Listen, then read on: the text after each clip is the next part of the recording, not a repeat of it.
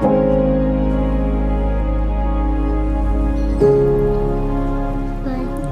does it hurt? No, I didn't feel it. I don't. Okay. Yeah.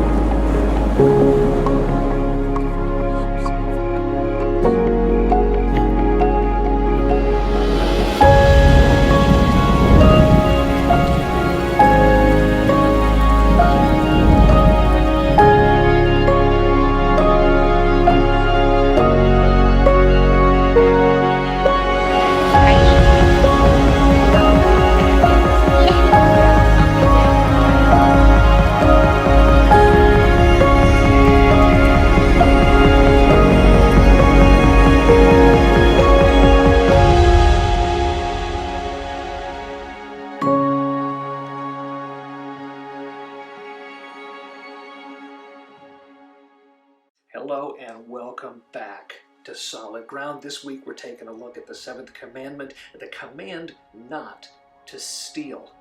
I remember years ago teaching confirmation class, and one of our assignments we would have kids put together different creative projects, and one particular creative project involved a PowerPoint presentation. And on the PowerPoint presentation they get different slides to help explain different parts of Luther's catechism, and one young man put together a slide presentation on the Ten Commandments. But what was interesting is when I went to review the slide, on the slide there were photos with interesting watermarks on them, and I went to have a conversation with this young man to kind of find out, where did you get these pictures? Where did they come from?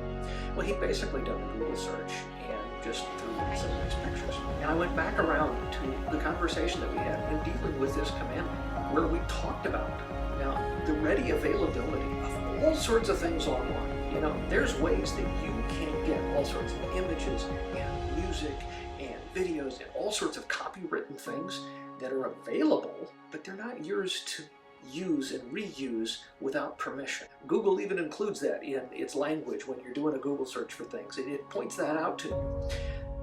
Well, I had to have that conversation with this young man, and he didn't quite get it at the time. And you know, you think back to you know, the way in which music gets shared and the way in which all sorts of things, you know, you wouldn't walk into your neighbor's garage and help yourself to his tools, and yet somehow we feel very comfortable in grabbing hold of all sorts of things and using all sorts of online things in a way that violates someone else's intellectual property rights. It's kind of hard. I mean, we spend a lot of time in the church focused on and making sure that what we do from a worship perspective honors the copyrights of various people who originally wrote and produced the music that we use. That's a necessary part of what we do to respect the ownership that someone else has over the property. We can use it, but we have to use it appropriately. The big picture with regard to this commandment is, you know, not really focusing on the nitty-gritty details of, you know, make sure you don't take away somebody's, you know, image online and so forth, but it's how do you uplift? You know, if someone puts their blood, sweat, tears, not literally, but they put their time and their effort into creating something, you know.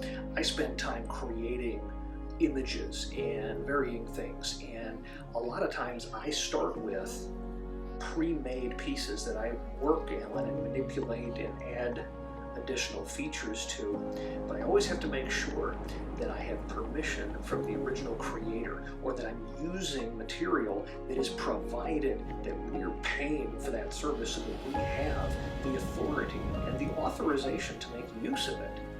You see, that honors the work that someone else has done.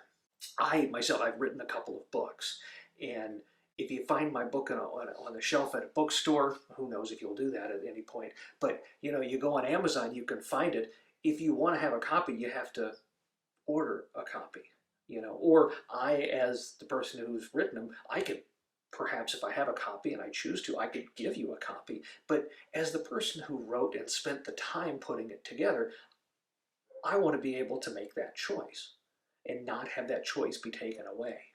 You know, when we're talking about theft and stealing, The goal is not simply don't take it, but to how do you help maintain the property of your neighbor?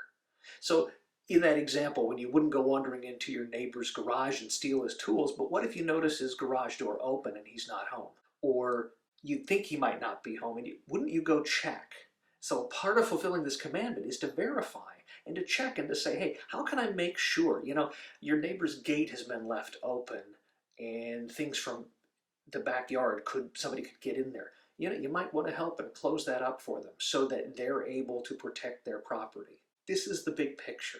It's not taking away, not damaging. If you borrow somebody's property, not damaging the thing. If you rent a car, just because it's a rental, you don't treat it any worse than if it was your own property. These are all the kinds of things that are impacted by this commandment. So the goal, again, is to uplift the other person, to treat them and their things the way you would want them to treat you and your stuff that you worked hard for. God bless. And once again, I'll see you next week.